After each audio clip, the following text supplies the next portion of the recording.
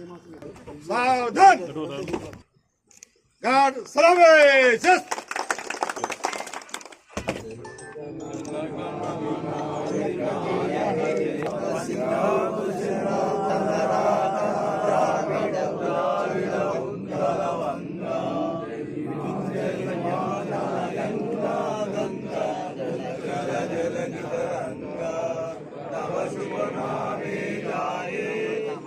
शुभाशिष मागे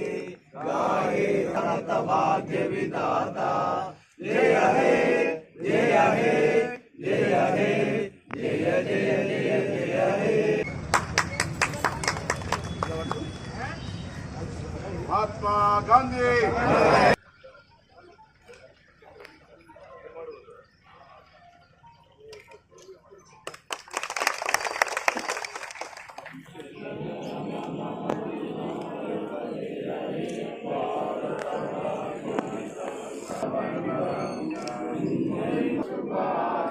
దేశమంతా మువ్వెన్నెల జెండా ఎగరేసుకొని మన రిపబ్లిక్ డే వేడుకలు జరుపుకుంటా ఉన్నాం. ఈరోజు మనం స్వతంత్రాన్ని అమలు చేసుకొని మనకు సంబంధించినటువంటి రాజ్యాంగానికి సంబంధించినటువంటి మౌలిక అంశాలను అమలు చేసుకుంటూ ముందుకు పోతున్నటువంటి సందర్భంలో ఇప్పుడున్నటువంటి పరిస్థితుల్లో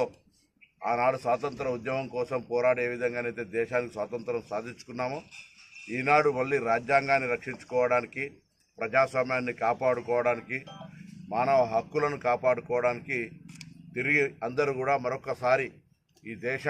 సమగ్రత కోసం పునరంకితం కావాల్సిన అవసరం ఉంది. ఎందుకంటే అనేక అంశాల మీద దేశంలో అలజడి సృష్టించే ప్రయత్నం జరుగుతున్నటువంటి పరిస్థితుల్లో కులం, మతం, ఇతర అనేక అంశాలకు సంబంధించినటువంటి విద్వేషాలను కలిగించేటువంటి సందర్భంలో, రాజ్యాంగానికే ప్రమాదం కలిగేటువంటి సందర్భంలో ప్రతి పౌరుడు ఆనాడు పెద్దలందరూ కలిసి ఏ విధంగా అయితే స్వతంత్ర సాధన కోసం పోరాడినారో ఇవాళ మళ్ళీ రాజ్యాంగాన్ని రక్షించుకునే ప్రయత్నం చేయాలి. ఆనాడు తొలి ప్రధాని భారత నెహ్రూ గారు ఒక పంచవర్ష ప్రణాళికల ద్వారా వ్యవసాయక విప్లవం, పారిశ్రామిక విప్లవం, ఆనాడు విద్యకు సంబంధించినటువంటి అన్ని ఐఐటీలు, ఐఐఎంలు పెట్టినటువంటి కారణంగానే ప్రపంచ దేశాల్లో 100 మంది పెద్ద కంపెనీలకు సీఓలు ఇలా భారతీయులు ఉన్నారు. బాక్రా నంగల్ లాంటి ప్రాజెక్టులు, అనేకమైన నాగార్జున సాగర్ లాంటి ప్రాజెక్టు కట్టింది కాబట్టి తినడానికి ఆహార ధాన్యాల కరువు నుంచి ఇలా మనం ఎగుమతి చేసేటువంటి స్థానానికి ఎదిగినాం. పరిశ్రమలు, నవరత్న పరిశ్రమలు పెట్టడం కానీ ఈ విధంగా ఒక దూరదృష్టితో చేసినటువంటి నెహ్రూ గారు,